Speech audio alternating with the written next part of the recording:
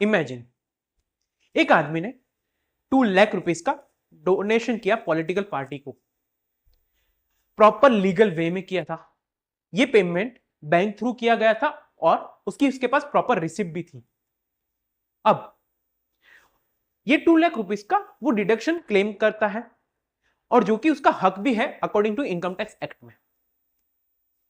But कुछ सालों बाद इनकम टैक्स डिपार्टमेंट की नोटिस आती है और जो ये डिडक्शन है वो डिसअलाउ कर देते हैं। क्यों? क्योंकि पॉलिटिकल पार्टी इन्वेस्टिगेशन में टेंटेड मानी गई थी, यानी कुछ गलत काम कर रही थी।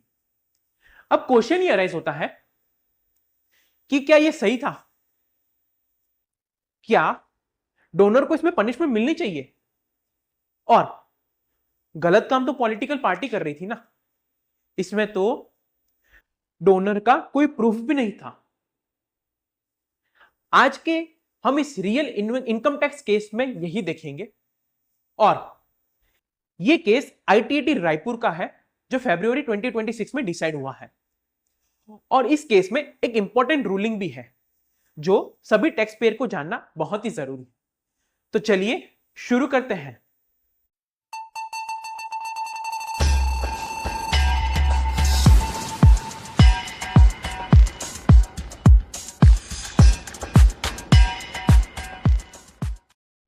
सबसे पहले हम सेक्शन 80 जीजीसी को समझेंगे।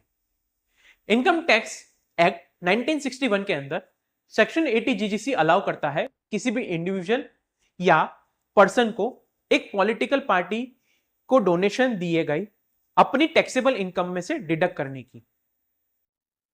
मतलब अगर आपने कोई भी रजिस्टर्ड पॉलिटिकल पार्टी को डोनेशन दिया है, मान लीजिए आपने कोई पॉलिटिकल पार्टी को रजिस्टर्ड पॉलिटिकल पार्टी को 2 लाख रुपीस का डोनेशन दिया और वो 2 लाख रुपीस आपके इनकम में से घट जाएंगे, आपको उस पर टैक्स नहीं भरना पड़ेगा। बट एक कंडीशन है, वो डोनेशन कैश से नहीं होना चाहिए, प्रॉपर बैंक ट्रांसफर, चेक या डिजिटल पेमेंट से, तभी डिडक्शन वैलिड गिना जाएगा। इस केस में असेसी यानी अनुज प्रकाश गुप्ता ने एग्जैक्टली सेम किया था। वो डोनेशन उन्होंने बैंक थ्रू किया था और उनके पास उसकी प्रॉपर रिसिप्ट भी थी, सब कुछ सही था। तो फिर प्रॉब्लम कहां पर आई, चलिए देखते हैं। अब आते हैं सेक्शन 147 और 148 पर। ये दो वैसे सेक्शन है जहां पर इनकम टैक्स डिपार्टमेंट पुराने केसेस को वापस से रीओपन कर सकते हैं। सेक्शन 147 क्या कहता है?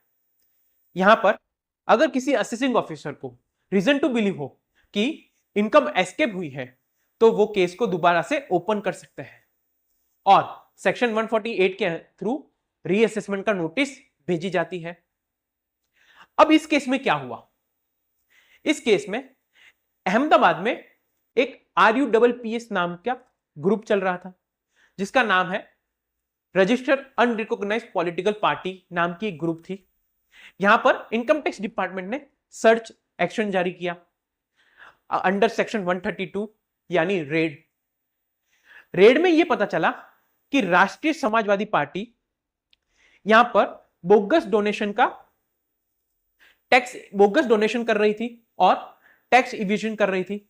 मतलब ये पार्टी डोनेशन तो ले रही थी बट उसमें से अपना कमीशन काट के वापस से पैसा पब्लिक को दे रही थी, एक तरह का टैक्स इवेजन का रैकेट।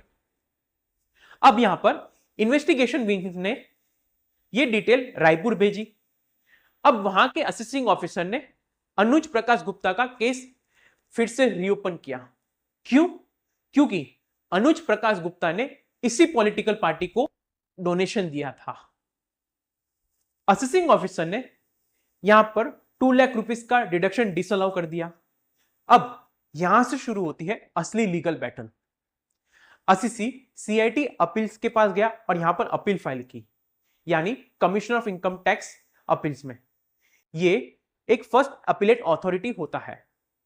CIT अपीलेट ने इस केस को देखा और कहा कि असेसिंग ऑफिसर ने जो भी किया वो उनका जनरल प्रेजम्पशन है, बट सर्च तो कोई थर्ड पार्टी के यहां पे हुई, यानी RUPPS के यहां पर, वहां पर कोई स्पेसिफिकली असिसी का नाम तो नहीं है या उनके खिलाफ कोई स्पेसिफिकली प्रूफ भी नहीं है, और ये डोनेशन उन्होंने प्रॉपर बैंक के थ्रू भी किया है और उनके पास प्रॉपर रिसिप्ट भी है, और बैंक ट्रायल में भी नहीं दिखा रहा कि उनके पास पैसा वापस आया है। तो यहां पर CIT अपीलेट ने पूरी डिसअलाउ डिलीट कर दिया और यहां पर असिसी जीत गया। बट असेसिंग ऑफिसर इसके बाद ट्रिब्यूनल के पास गए। अब वहां पर क्या हुआ, चलिए देखते हैं। ITT रायपुर बेंच के सामने रेवेन्यू ने 5 ग्राउंड्स ऑफ अपील रखे और मेन आर्ग्यूमेंट ये था कि पार्टी टेंटेड थी, इसलिए ये बोगस डोनेशन माना जाए और असेसी को अपना जेन्युइननेस प्रूफ करना था।